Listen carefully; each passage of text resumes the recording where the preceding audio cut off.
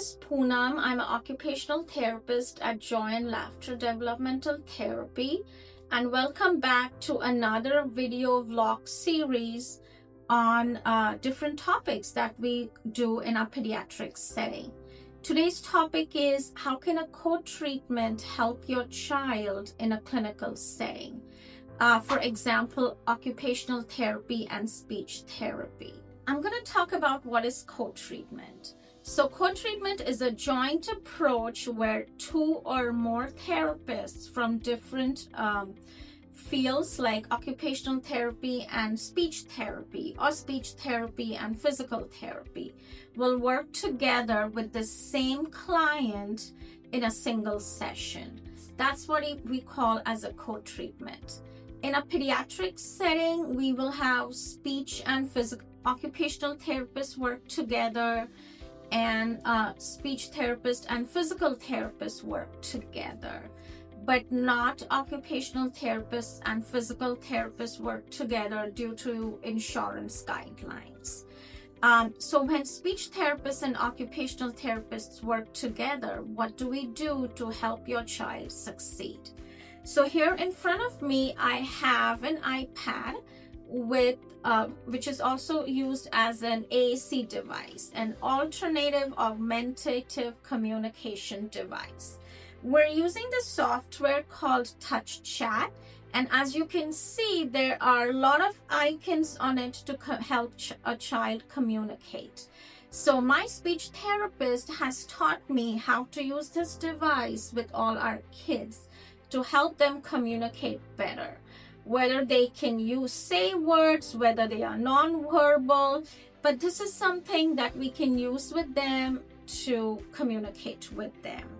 So I don't have to use big sentences. I could just use a few words and say, I want. And we always use the first person, so the child is responding, I want something. And then I can say, to play. I want to play. And then when we go in play, we have so many icons for the child to choose with. And that's how we know what the child really wants. Some kids may want Legos.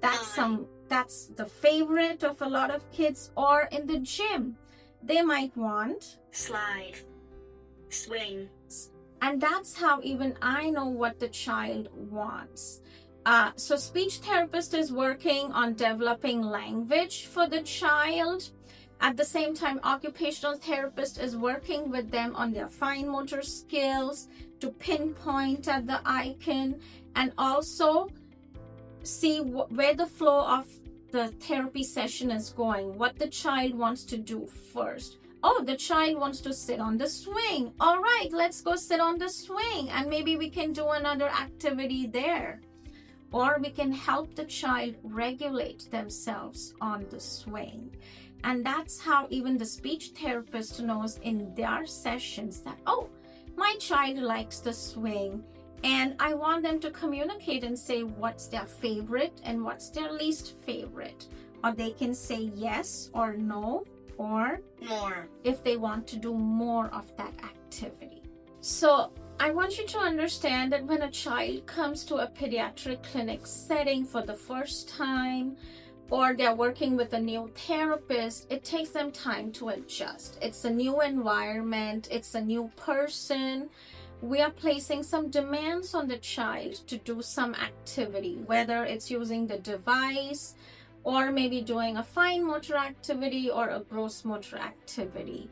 So we don't want to overwhelm the child. We want to know what the child wants to do, because our sessions are child-led and play-based.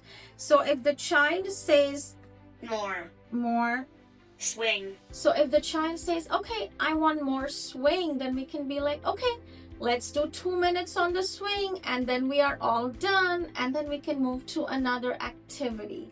Or if we're doing turn taking during a board game and we want to take turns, we can say, my turn.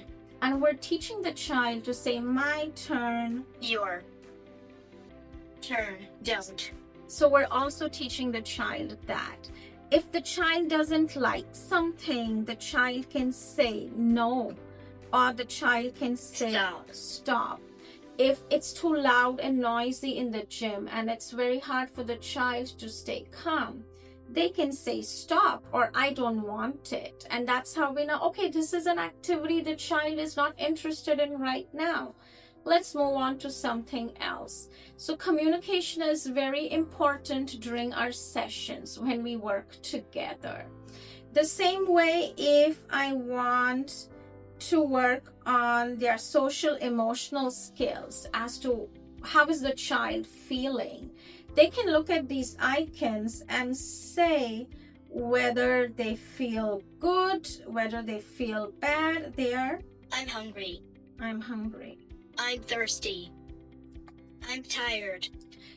And that's how I know that, okay, the child is thirsty right now. Let's grab them some water or whatever they have. Or the child is hungry. Maybe they want to eat their favorite snack. And that's totally fine, because we want to make your therapy meaningful to you, make it fun for you. There's no point if a child is hungry and thirsty in the session and you're telling them to do something, they're not going to do it. They're going to get more upset. And you don't want your child to get more upset. You want to know what's bothering the child. Or they might want to use the bathroom. And that's a great way to tell us that, oh, I want to go to the bathroom. So not all kids need co-treatment sessions, but you want to check on kids who cannot stay in one place for a long time, who have difficulty sitting at the table, who just want to run around, and we got to run after them. So if a child is not able to tolerate longer therapy sessions, you might want to consider a shorter session with OT and speech together, or PT and speech together, where we're working on the same goals with the child to make it a more productive session. So like I mentioned earlier, these are different ways the child can communicate with us. OTs work on social emotional skills. So if we could use the communicative device with speech therapists, your child can identify emotions of other people, of themselves. And then I can also tell the speech therapist, can you put some more co-regulation or self-regulation strategies in here, like I want the dark room, or I want a beanbag, or I want a break. And that's how we know, okay, the child is overwhelmed, let's give them a break. And that's a great way to communicate. And the child can use this everywhere they go. It doesn't need to just happen in the therapy session. At the same time, when speech therapist is struggling with, this child is so hyperactive, they are overstimulated, how can I help them calm down? And your OT is right with you. And we can try different sensory strategies to help them calm down. Like maybe turn off the lights in the room, it's too bright. Or speak in a softer voice. Or maybe give them a weighted lap belt or a weighted blanket for that deep pressure, or a therapy ball to help them calm down. And then they are more focused and we can move to another activity. A lot of times kids don't like to do certain activities, but we still have to work with them to help them develop those skills, which are so important. So speech therapists can come in there too and work on, I don't want to do it right now, I don't like it. And then let's find a way that the child likes to do an activity in a different way. Let's make it more fun. And that's how OTs and speech can work together. And just like during feeding sessions too, like when we are working on utensils with the child, what's the child's favorite food? And then the speech therapist has helped me with all their favorite foods, and child can say, you know, I don't like yogurt, I want ice cream right now. And that's something, it's helpful for the parent too, that, oh, my child doesn't want to eat yogurt right now because maybe they don't like it. Or it, you know, they don't want to have ice cream right now because it's melted. They would prefer something else. And that's how we can help to make the session more productive, and by knowing what your child really wants and help them communicate. If you have any other questions, please don't hesitate to give us a call or check our website or leave us a message. Thank you so much. Have a nice day.